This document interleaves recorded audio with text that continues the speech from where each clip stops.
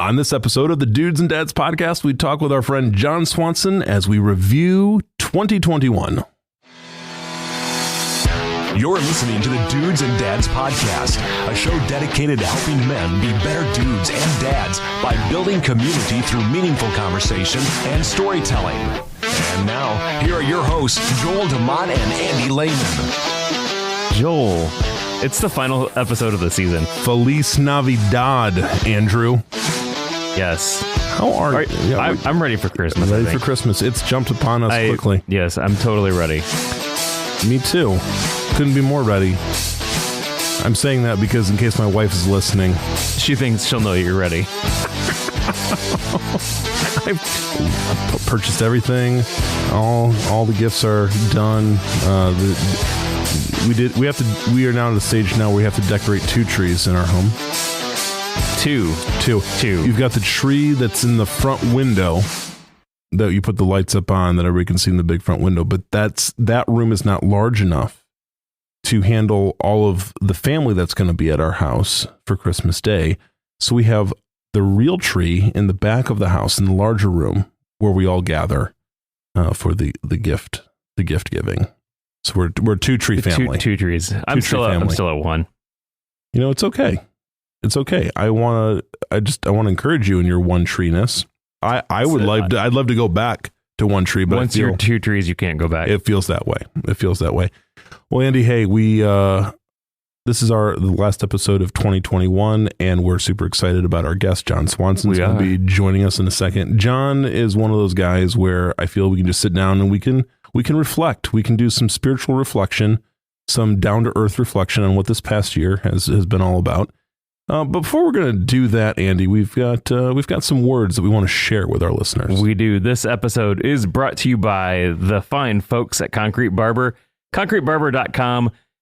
He has some great products there for you to make your hair wonderful. Delicious products, and don't eat them, but they're food grade. It's food grade, so I'm pretty sure it's safe.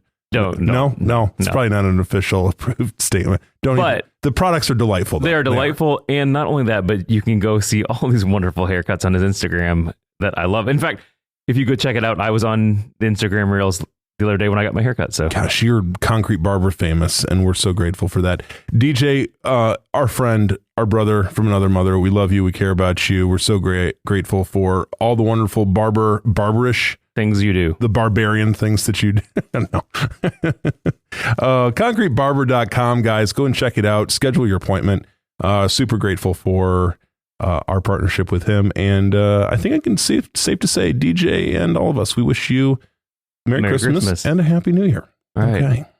Well, Joel, we have had our guest tonight on one time before. He's a Dudes and Dads alumni. He is. So this is the second time that we brought Jon on, but we thought, who can we talk to about reflecting and the year end and looking back at the year? And we thought Jon Swanson. So Jon, welcome back to the show again. Thank you. Yeah. So for those of you that are new to the show, Jon, see, I thought I was looking at our past shows and I'm like, oh, Jon wasn't on that long ago. It's been like a year and a half, Jon. Yeah. What happens to the time? It just gets away from us. But many of you know, if you've listened to previous episodes a long time, Jon has served in pastoral roles, in school, college administrative roles. He now serves as a chaplain for Parkview Medical out in Fort Wayne. He's also a consultant. He's a professor. Jon, he's also a tour de force of spiritual reflection on the interwebs. And wow. Well, yes, I know. It's so many things. And as always, we'll just say up front, all of Jon's info and everything will be available in our show notes. Absolutely. Because it's worth checking out, reading what he's got to share. So without further ado, Jon, this is what we want to do. At the end of every year, we try to get reflective. We try to just take a moment, slow down, ask ourselves some meaningful questions and see if maybe we've just grown a little bit in this past year. And so we'll start the question. And this is the deal, Jon, you get to interview us too. So this is how this goes. You get to ask us the same questions or a version of the question that we have asked you. You get to ask back to us. Okay. So we've actually snookered you into being a co-host. You didn't even know it. So Jon, if we were looking back at 2021 and what another year it's been, we thought 2021, it'll be new and fun and exciting. And it was a few different things. The first question I just want to dive into with, in this last year, is there anything that maybe new or partially new that you have discovered about yourself? One of the things that we're discovering is that it's okay to decorate a tree that's about half the size of what you used to do. So it's possible to go backwards from 2 trees to 1 tree to a really small tree. So there's hope for me. That's what I hear you say. Exactly. And that sounds flippant and like proving that I was actually paying attention to the introduction. But I think what's more important underneath that is the idea that I'm trying to figure out how to do a better job of unpacking expectations and deciding what of those expectations you have to worry about living up to, and what of those expectations you can go, where did that come from? And is it helpful? And who is it pointed at? And what will it cost us if we don't live up to those expectations? And Nancy and I have talked about that a fair amount as we're looking at our own Christmas practices, for example, of how much decorating do you do, how much gift giving do you do, how much is that gift practice, whatever, tied up in proving something, as opposed to what happens all year long.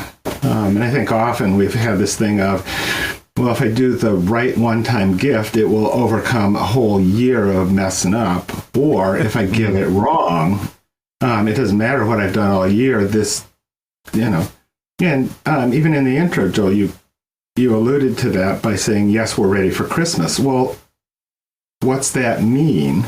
Right. Yep. So I think that that's one of those things that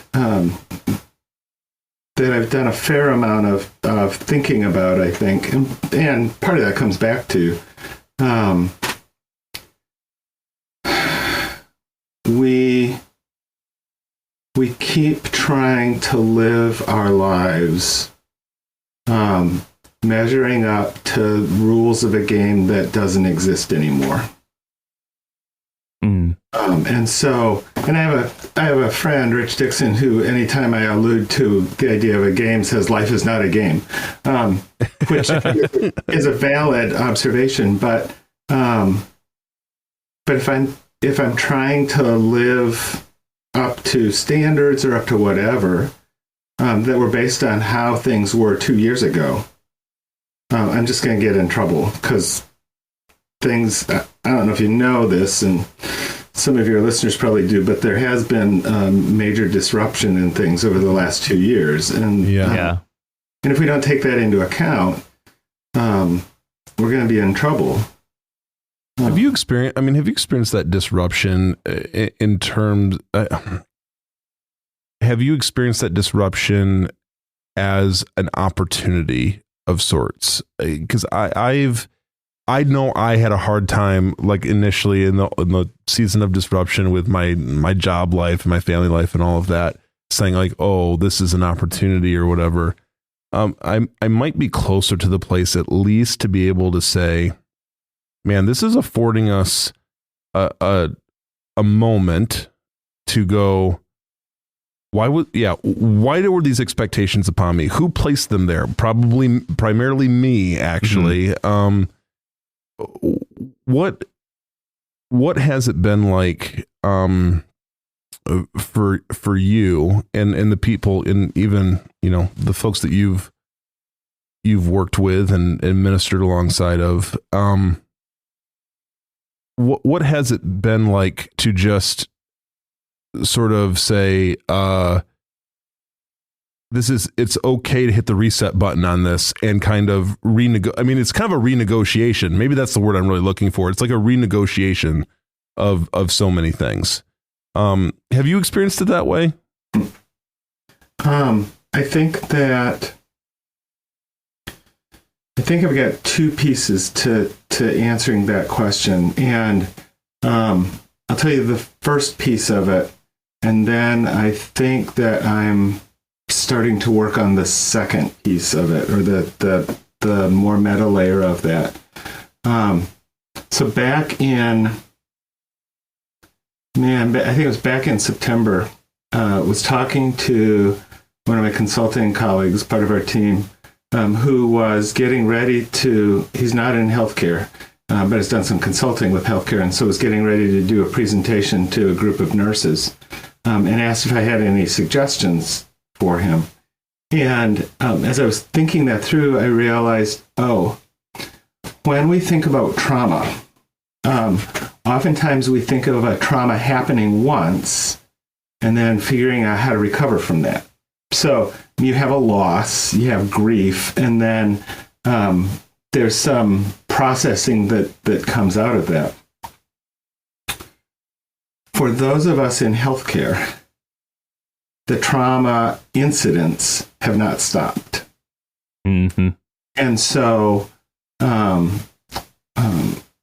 we continue to, and I know on your part of the state, continues to, and in many other parts of the country and many other parts of the world, because it's clearly a global audience.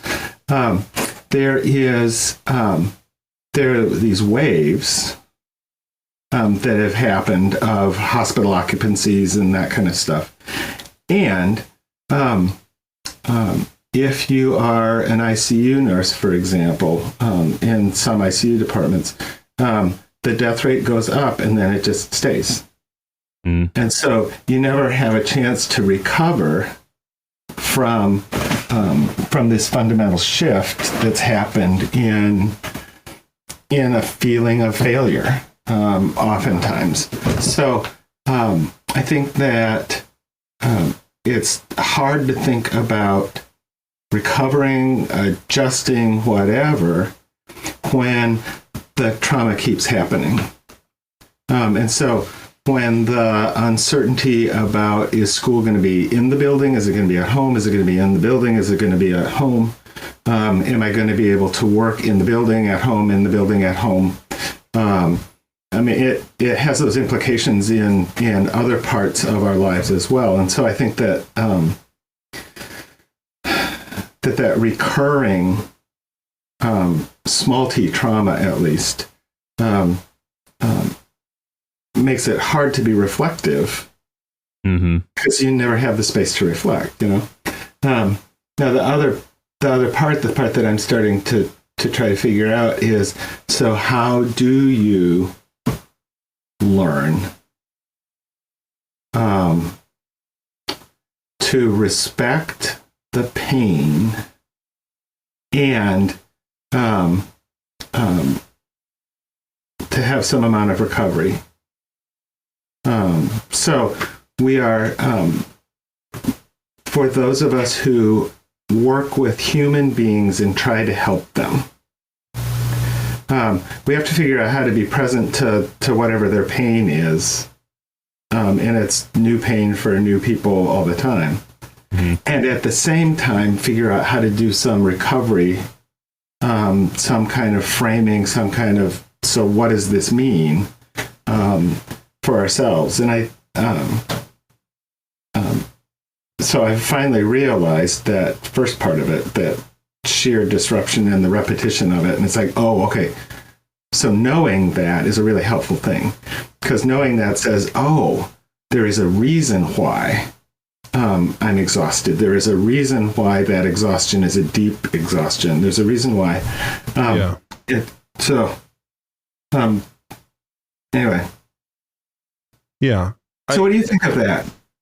Yeah. Yeah. Yeah. I think, and that's good. There is something, and I think you're touching on it. It does feel like there is something,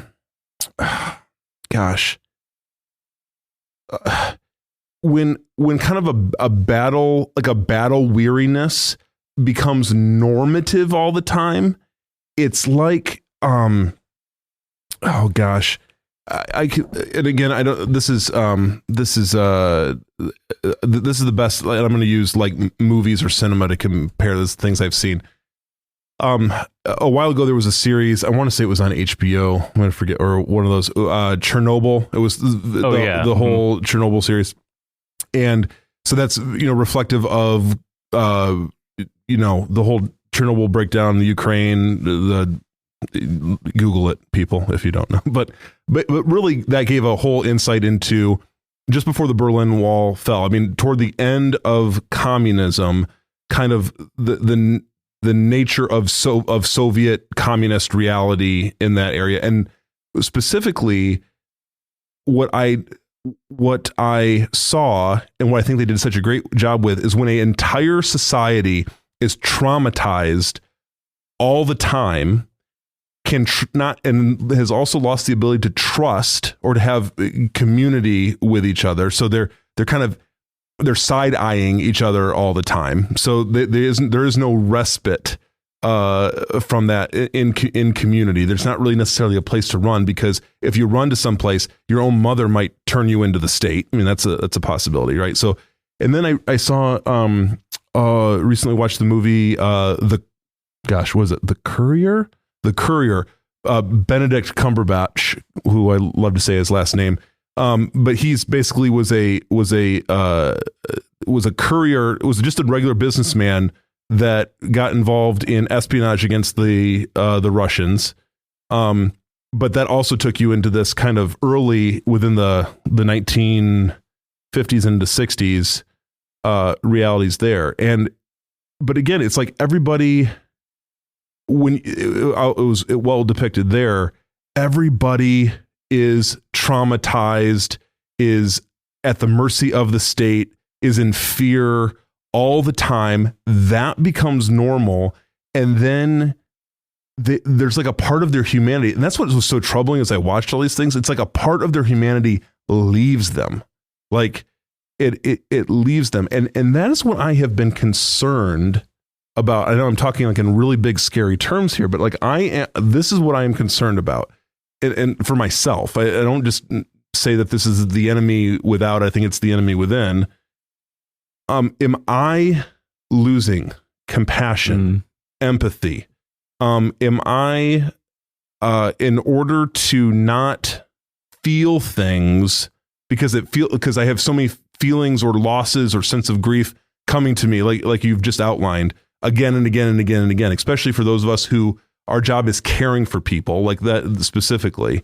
It's loss after loss after loss after loss, disappointment. Do you just kind of like numb that out at some point? Right. And how do I monitor that? Like, how do I become, what I want to say, my hope would be that as I am growing, hopefully as a person, that my ability to be empathetic, my ability to care for people, to enter into their pain is growing, not decreasing. And yet I think in the realities that we've been in this past year has kind of continued on. I think we're just constantly, I don't know, Andy, I think I'm constantly tempted to, in a different way, maybe, I don't know if it's different, but like I don't know, maybe just more aware of it. I'm tempted to withdraw in certain ways, I think. And just kind of be like, you have to, I think you're trying to protect yourself a little bit, and so you just kind of shut down a little bit. But what happens when everybody's trying to protect themselves? Like that's the other thing. Like what happens when collectively at a societal level, and that's my whole like referencing the Cold War and, Soviet realities, where everyone is trying to protect themselves where everyone feels they have to protect themselves all the time from something. And like there's a part of our humanity that is kind of traumatized through all of that. What do you think, John? I'm because this is why we're having this conversation. It's really a therapy session for me. I'm trying to get language around what it is that I have experienced this past year. there are a couple of things that I want to follow up on.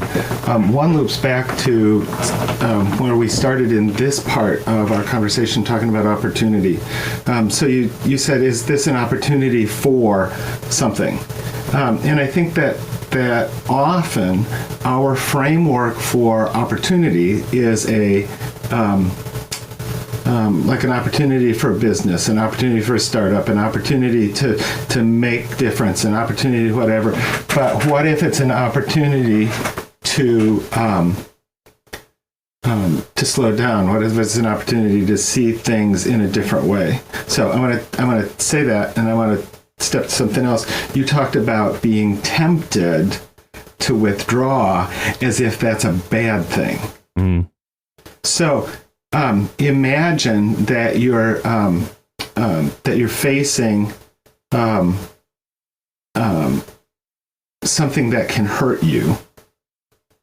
So, for example, there's this sudden burst of flame right in front of you, and you step back. And you go, well, I was tempted to withdraw from my face being burned, And you go, sure. No. That's not a moral thing. Or said differently, it is actually 100% moral thing that if you are not backing away, what is there about you that is not withdrawing from pain? It's like that. There's a problem there. So I think that that it's worth stopping and saying, so what are the things? What are the responses that I'm seeing? What are the ways that I'm responding in my life to stimuli?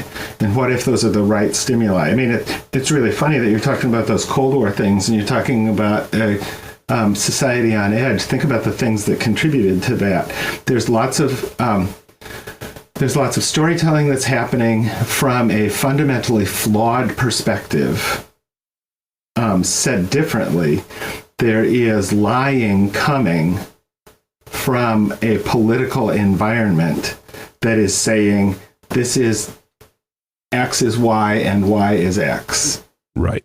And so with that constant repetition of a wrong view, it's no wonder people get unsettled. It's no wonder that people have that fear. It's no wonder. And so in that, as you're thinking about that, you go, so what if it's right to step back from that?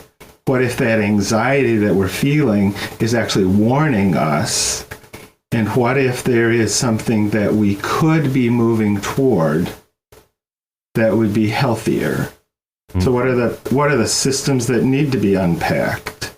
What are the relationships that need to be unpacked? What are the and not always in a reactive thing. It's what can we move toward that's healthier than what we're moving away from? Yeah, I think, that makes good sense. I think this is more my personality. Like as a helper, right? Your biggest concern is that, especially if you're, which this happens to me on a regular basis. This is what I have to always look at, is like how much of my identity is wrapped up in my ability to help, right? Like in my ability to like step into a situation, be helpful, offer. Andy gets this, right? Like this is absolutely. Right. And then I go, okay, is there something, because for me at times in areas of unhealth, like the worst possible thing that can happen is that I don't have the ability to be helpful. Like that's scary. Like that's scary for me. Right. And there's been times, I think in these last 2 years, where it's like, I don't, on any given day, I just might not have those resources available to me in the way that I normally do. And then there's kind of there can be a guilt thing in that. And that's part of being a dude. And it's, like there's just part of being like, as a parent and as a husband, like all the roles that, all the roles that I, that I'm supposed to fulfill or supposed to. I don't know. So as I'm thinking about back through this last year, and I think John hit it on the head there about running to and away, and like, is that I going through 2020, I really enjoyed the time that I got to spend with my family. Yeah, there was extra time, and it was more forced, but it was definitely a slow down and definitely do a lot of games and a lot of puzzles and just spend a lot of time with my family. And that was good. And it felt good. And then 2021 hit and we're back at running around and we're getting back to these quote unquote normal, if you will. But now it feels almost like too rushed because we had that time of slow down, purposeful. And now we're back into the game where we're just boom, boom, boom, boom, boom. Yeah. It's an interesting, I just thought about the whole like 2020 versus 2021. Yeah, and how we went, I don't know. We went back to strange places quickly. Mm-hmm. Yeah.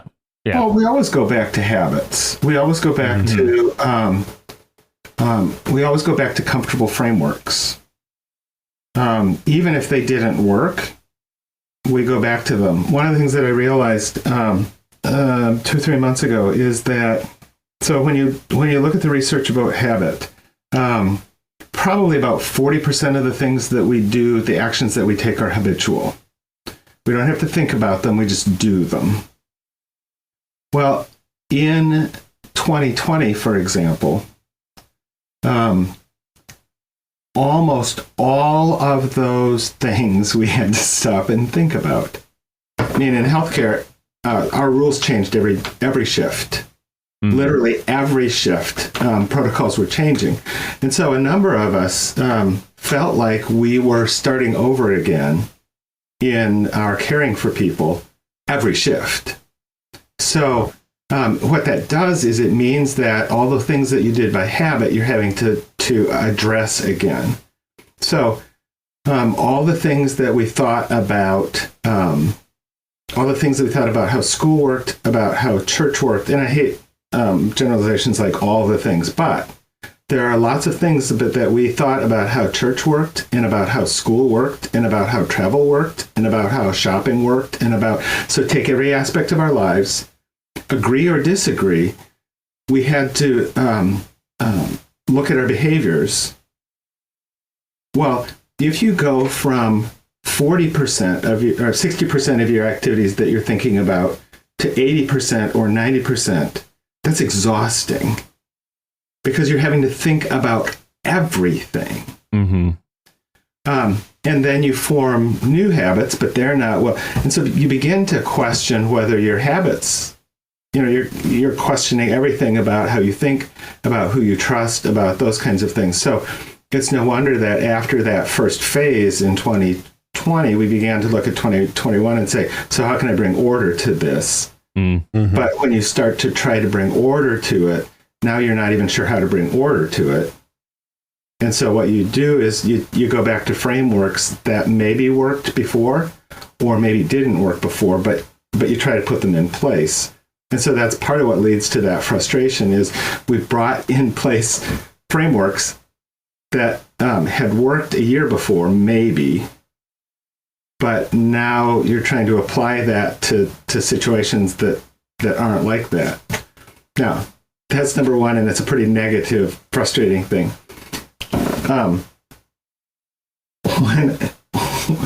When you were talking, Andy, about that season of family, there is this Old Testament concept called Jubilee, where once every 50 years, in the Sabbath year, once every 7 years, you wouldn't plow the land, and instead you'd live on what came up. Mm-hmm. In Jubilee, everything reverted back to the original owners. You spent a year living off from that kind of stuff. So somewhere between a Sabbath year and a Jubilee year might be part of what happened for some people in 2020.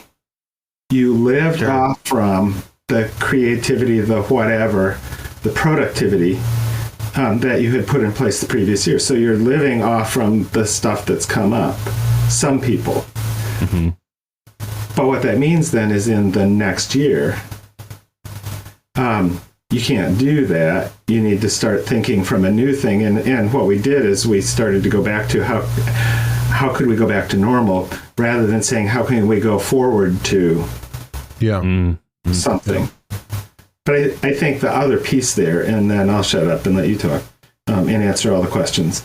I think one of the things that's important is to avoid global characterizations there. As we think about people's experiences through the last 2 years, there are fundamentally different experiences through the last 2 years. Sure. Yeah. And so even you are staying home, I have to go to work, that's a different kind of experience. But the people who had to go to work because they needed the money, and it put them in incredibly risky situations, or they needed the money and they had no work to go to. There's some pretty significant disruptions that happened that way. Yeah, and to touch on this whole idea of, we want to go back to, you want to go back to Egypt? Yeah, people want to go back to Egypt. That's what they want. That's what they want to do. Like, I think, to use the biblical metaphors, and which is why, like, I'm really, really fascinated with any sort of like exilic Exodus theme. Like presence and place. Old Testament has a way of showing us geographically what is actually true, metaphysically, spiritually, all of that. Like, it's really, really powerful if you take the time to kind of feel your way through that. But you see what happens, like, when standards. One of the great lines is, when it comes to the Israelites coming out of Egypt, it's, you can take the slave out of slavery, but it's hard to take the slavery out of the slave. Right. In terms of, they're brought into new life, new opportunity to actually be more fully human. And yet, in order to do that, they're delivered into the desert, which is like that alone will preach right there. Like, you can just camp out on that reality that their deliverance is found in the desert. That has something to say to, I think it really, it's always had something to say to us, but if you're thinking in the context of the last couple of years, it's like the reorientation of where provision will come from, of where new rhythms of life will come from. For them, going into the desert meant that actually it's like time started over. Like the heck, they have a new calendar,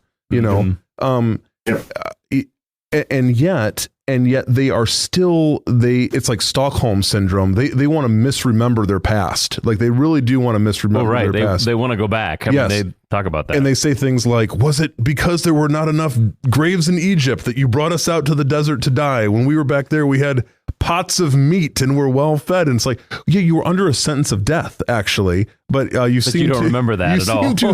You seem to have forgotten that reality.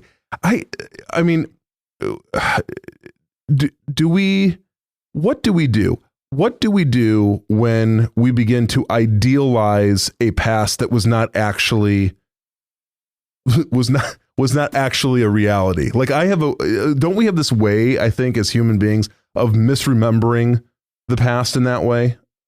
100%. We always misremember. This is terrible. We always misremember everything. Mm-hmm. Yeah. Well, right. That's Now, a couple of things come to mind. One is a really practical thing that I'm only starting to learn about. The other's a reminder. The reminder piece comes from when God gives commands to his people, when he gives the 10 words to his people. There is in that the Sabbath. And one of the things that Mark Buchanan and the Rest of God points out is that there are two descriptions of remembering the Sabbath. And one of the times that we read about it, it points back to creation. Right. So God worked for 6 days, and then on the seventh he rested.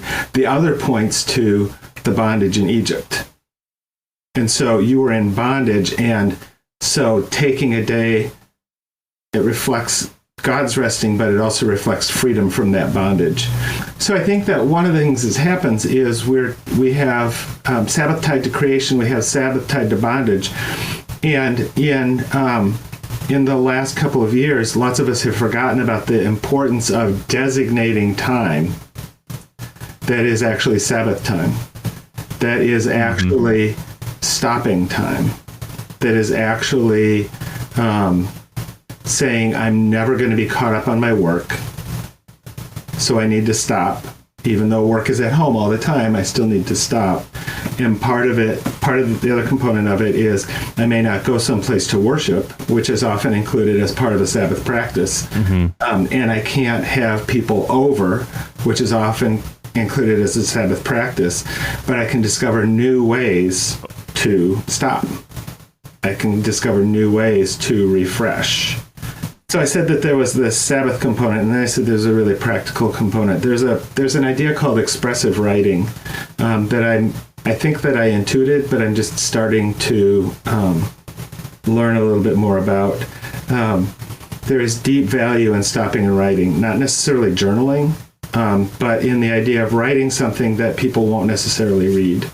The expressive writing thing says that if you write for 4 days, 10 minutes a day about a trauma, about a thing that's bothering you, that in that process of 4 days of writing 10 minutes a day, you can decrease the number of doctor visits that you make. You can, I mean, there's this wacky thing about it, but what that's doing is it's saying, if I, in writing with myself, spend some time unpacking the things that are in me, that allows me to see them.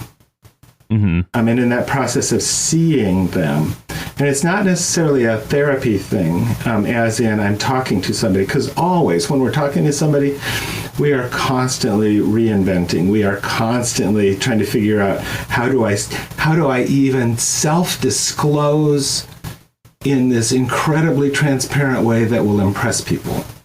You go, wait, that's back before y'all were born, we talked a lot about masks, and one of the masks is the mask of openness. I can pretend to be transparent, which will really impress you, but it allows me to keep some things back. Well, what expressive writing is it says, no, this is not writing for anybody to see. This is you telling yourself what's going on. But that process of writing has a creative function, has an expressive function, has an epistemological function. Sorry, that's you know what, that's our $10 word right there. I know, but that's the word that you were waiting for. I know it was forming. That is it. Yeah, nailed it. Yes, but I think that idea of is a way to get at what you were talking about. So how do we get perspective on that? Well, one of the things that we can do is we can write about it to see maybe there's more going on here than I thought. Yeah, and one of the questions in our show notes here, and one of the things that I put to you, and I've wondered about, and you've touched on it with this, in seasons like this, in seasons of change, in seasons where we feel like we're having a hard time, or in various ways getting our hands on the collective steering wheel of our lives a little bit. Writing, yes, one of those things. What other, I mean, if someone comes to you, Jon, and says like, man, I am not handling the new realities well, you know, that are what's coming at me in life. What are practices that can help ground me and root me in something that is stable, but that also can help me walk forward and not hunker down? Because that's what, I mean, I know that's my biggest concern is that I'm going to be a hunkerer. like, and because there's plenty of sense of like, there are some folks that are just kind of like, they're just talking about the end coming, they're just gonna stop moving forward in life and wait for the end. And I don't want to be that. I sure don't want to be that person. But I can feel it. I can feel that tension. So let me interrupt. Yeah. What is wrong with hunkering? So,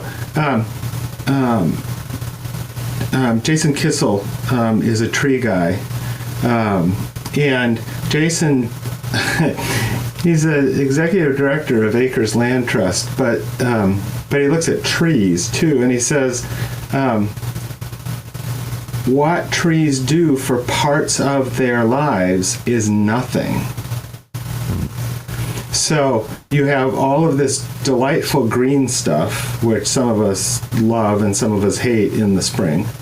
You have the rich shade that's created by that green stuff in the summer. You have the leaves that hopefully they'll pick up from our front yard yet this winter before they're completely frozen down that we raked up. But at this moment, when you look out at our trees, they look dead, except underneath the ground, they're recovering. So there's a sense in which if you look out at our trees right now, you'd go, well, they're hunkering. That's just pathetic. If they would live into their destiny, they would actually be doing something right now. And the answer to that is shut up. They are doing more of obeying what the Creator created them to do than many of us are doing. So I think that one of the responses in a season like this, in a season of change, is to realize that there's some recovery that needs to happen. There is a space in a season of change, the adding growth rings. Part of that is just stopping and letting the growth happen. It's happening. Now, I understand your concern about the end might as well come. So I get that as an issue. But I think that if we're willing to be counterculture and be for a while, that's an okay thing. You asked about practices. One of the first thing that came to mind when you said that is shameless plug. One of the things that I did this year is put up a book called This Is Hard, which is the things that I tell people who are grieving right after death. So right after the death of a loved one, what do you say? And one of the things that you say is, this is hard. Because we're wanting to say, so what's next, whatever. And it's just like, you look and say, no. This feeling right now, the stuff that we're up against, all of this change, all of this whatever, this is hard. This counts as something that's hard and is worth stopping and resting. It's worth stopping and, in the case of the death of a loved one, it's worth stopping and saying, wait. Let's give dignity to this moment and acknowledge that this just changed everything about my life. So this is not going to be a glib move on, or if I do, I'm going to pay for it later. So that acknowledging that this is hard, I think that's an important discipline.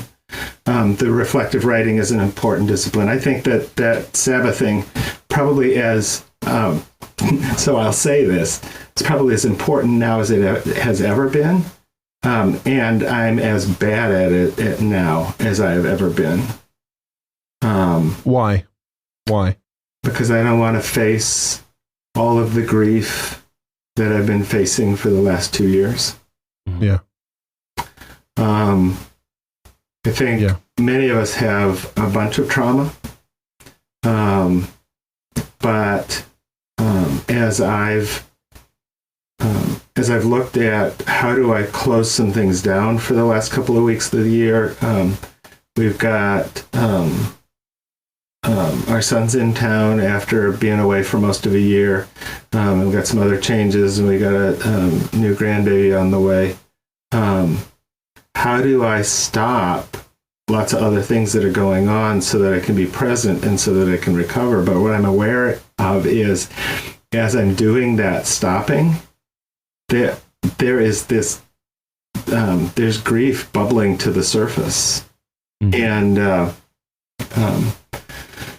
one of the things that I pay attention to is excess death. So there's this number of people that die and can be projected to die on a regular basis. So that's death. Excess death is above that. And since February 2020 in the US, we've probably had close to 900,000 cases of excess death. So in other words, and it's not across the board, so it collects in various places. So that in various places, we have lost 902,000 mentors, parents, co-workers, babies. So fill in all of those relational categories, have lost big chunks of families. In congregational life, there are a number of congregations that have lost older people, more than you would expect. And so there is this whole layer of that kind of excess death, which means excess grief. And we struggle, we're just not good at grief anyway. We want to move past it. Now add in that many more opportunities for grief. And I think that acknowledging that's a really important thing, that it's okay that we're exhausted. It just makes sense. Which loops us back to the expectation thing. It's okay that we're not decorating all 16 trees that we could. Especially if we're getting, if we're beating ourselves up for not getting the trees decorated. And I'm there's a part in me that even recognizes, I think it's an opportunity for a lot of conflict if one person, like if both people, like, and say like a marital relationship or whatever, are not in the same place of recognizing that, or they're not in the same, like along the journey of recognizing like, hey, it's okay, or whatever. And one is maintaining kind of certain level of expectation, the other is not, like, it can feel like a, I don't know, it can feel like a dismissal of the other person's feelings, and that goes both ways. So to say like, hey, it's not essential that we do what we have always done. And maybe the other person is like, no, it is essential, because without doing what we've always done, I will feel like we are even adding more trauma or more loss on top of what we've already experienced. And that's the, so I don't know. Yeah, that's the challenge. Okay, but in that situation, what if there are other things that we cannot do? So maybe doing the tree is exactly the thing to do, but is there something else that we normally do that we can say, you know what, for right now, we're not going to do that? Normally, we would also remodel the kitchen during that time. And you know what? We're just not going to remodel the kitchen this time.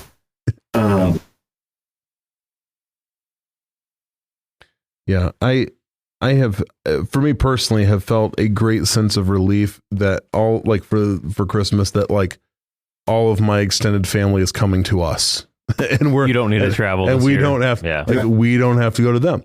And then I had a moment of like, is that selfish of me? And then I'm like, no, it's not. And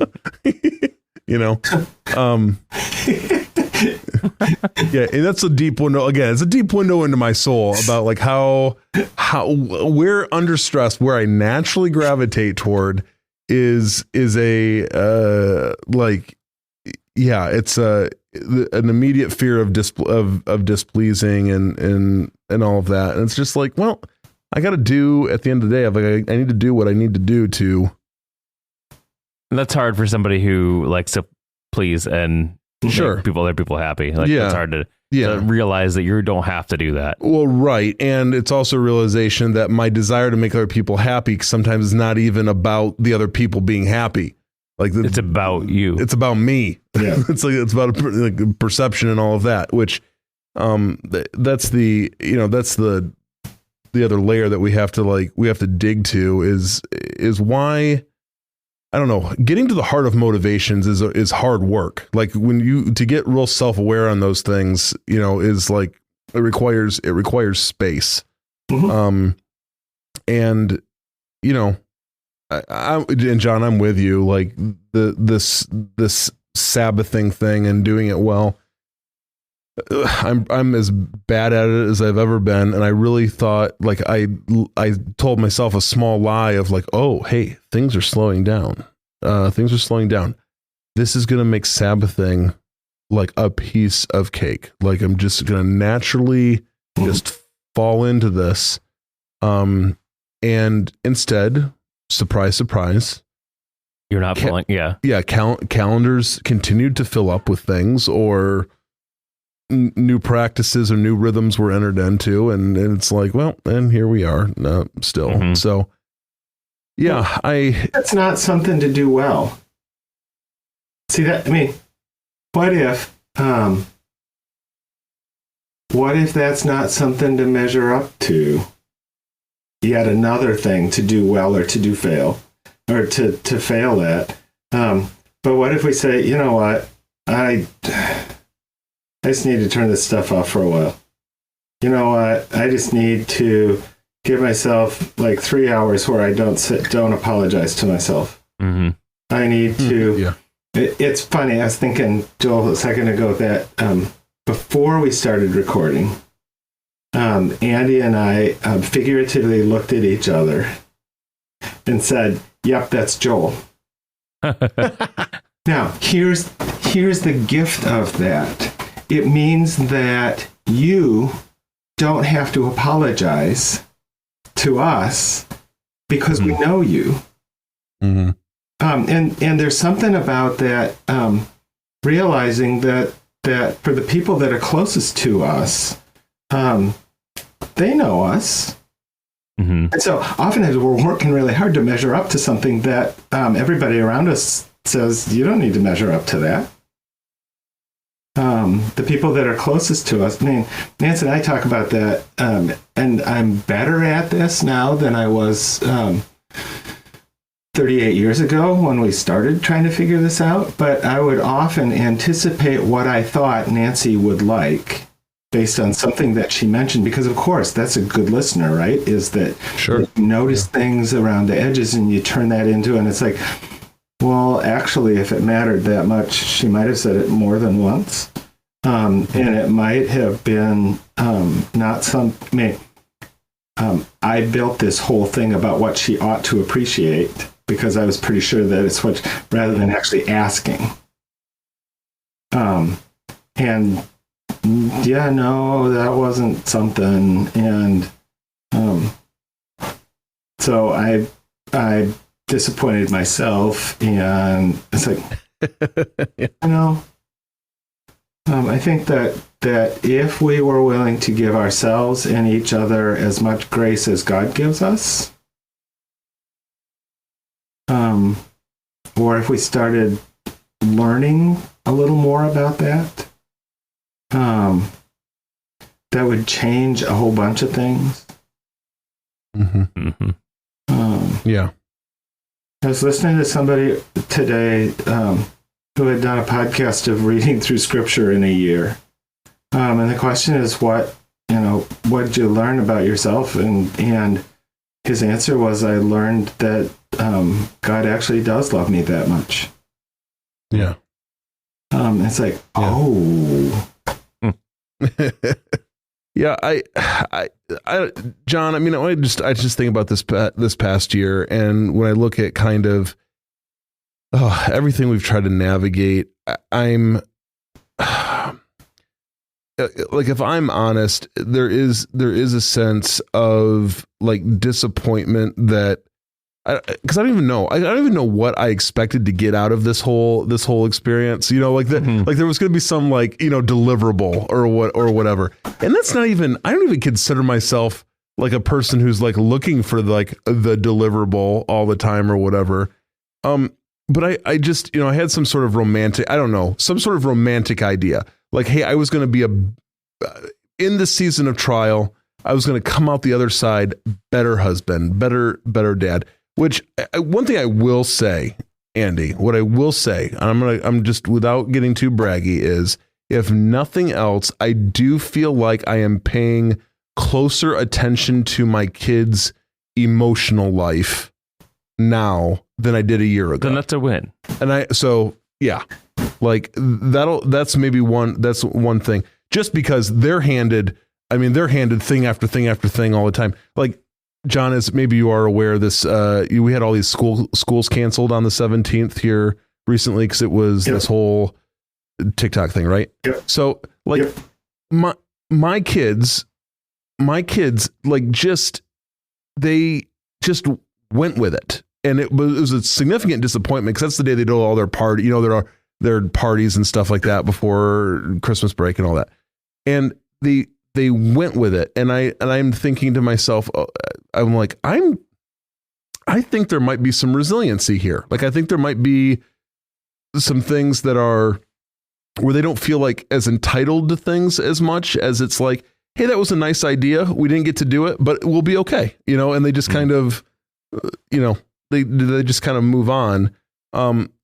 So I'm just paying attention to how they're dealing with things better, and I'm asking, I think, better questions. More engaged relationally there with them. So maybe that we'll call that. That'll be my deliverable for 2021, if nothing else. But so yeah. If I was a good co-host, I'd say, Andy, so what are your deliverables for the year? Oh, great! You put me on the spot. Yeah, no, I think for me, just realizing too that it doesn't have to be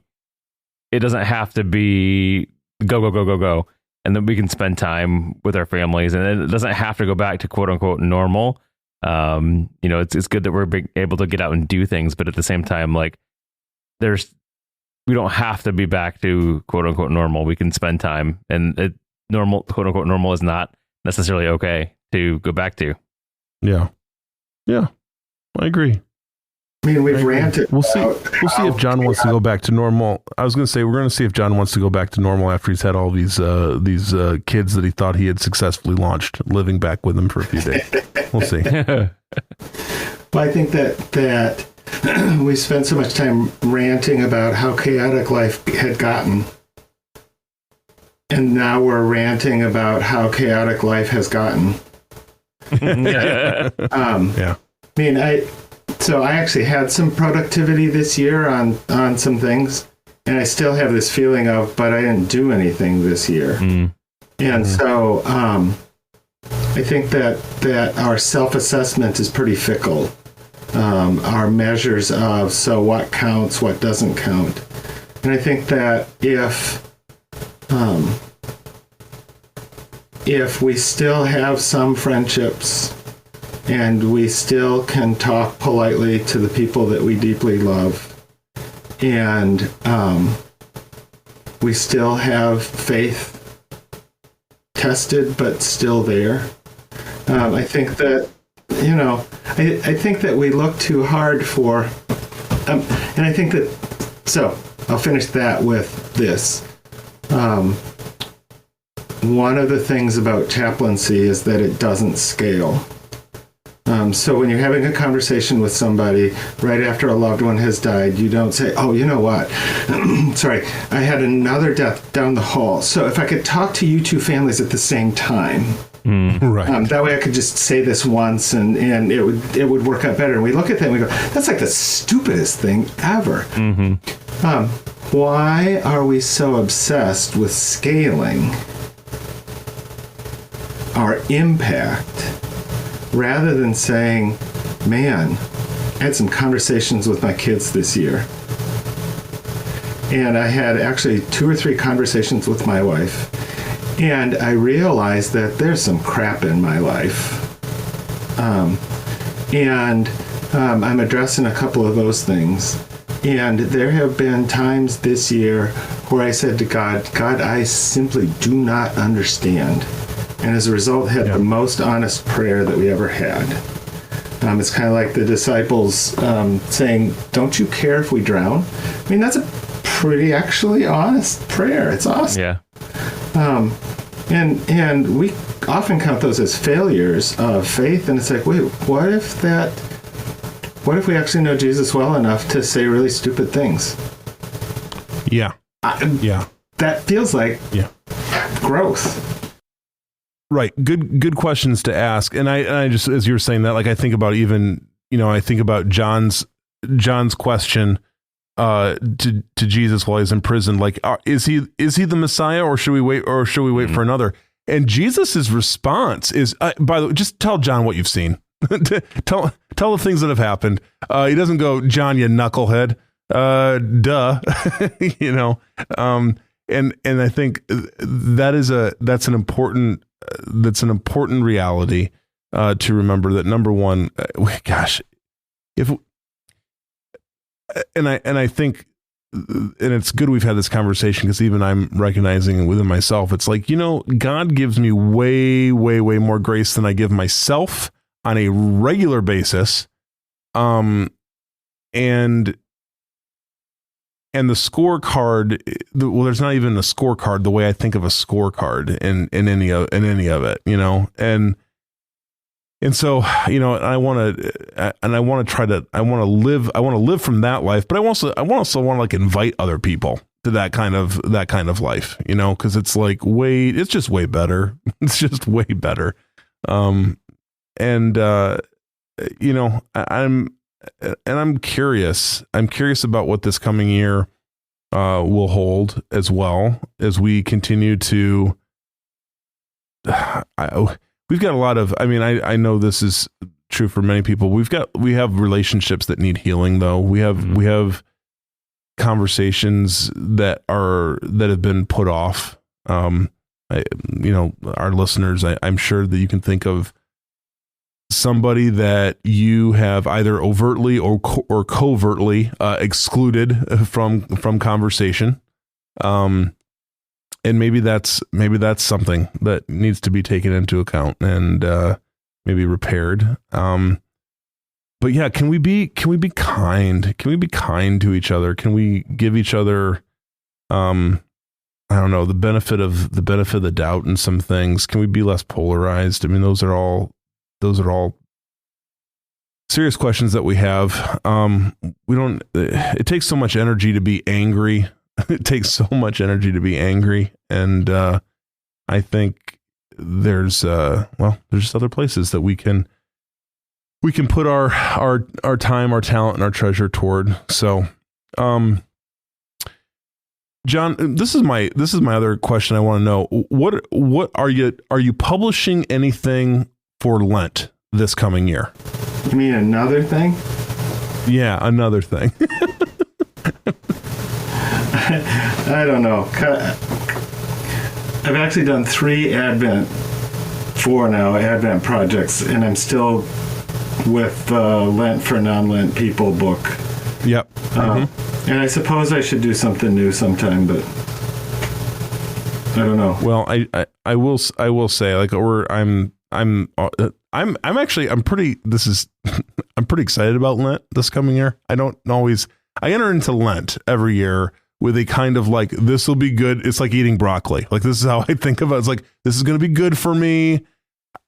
I'm not super jazzed about it, but I know that there are good benefits. So I'm going to do it. But this year, I don't know, this coming year, something is, I think, maybe shifted in with me a little bit, of like, this is a good, Lent might be offering us some really good things. And we might be, at least within my community that I'm caring for, we might be, there might be some things we're receptive to now that maybe we haven't been previously. So I'm hopeful for that.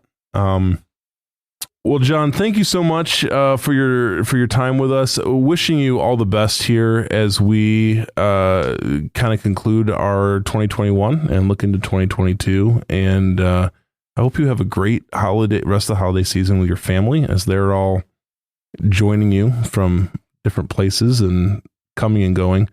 As we talked just before the show, Jon's got people coming from all over the place. So his empty nesting is going to be interrupted for a while. So that'll be fun. In a really good way. Yeah. Yeah. Well, thanks, Jon, for joining us on this episode. It's been a pleasure.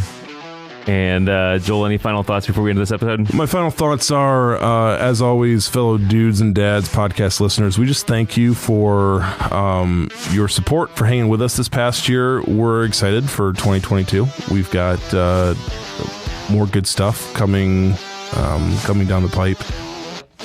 More conversations. I want to continue to build the community and encourage people and call each and every one of us to be better dudes, better dads.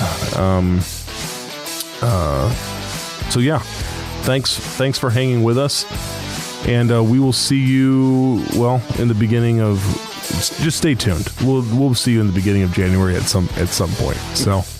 Yeah. So, hey, until next time, guys, we wish you grace and peace.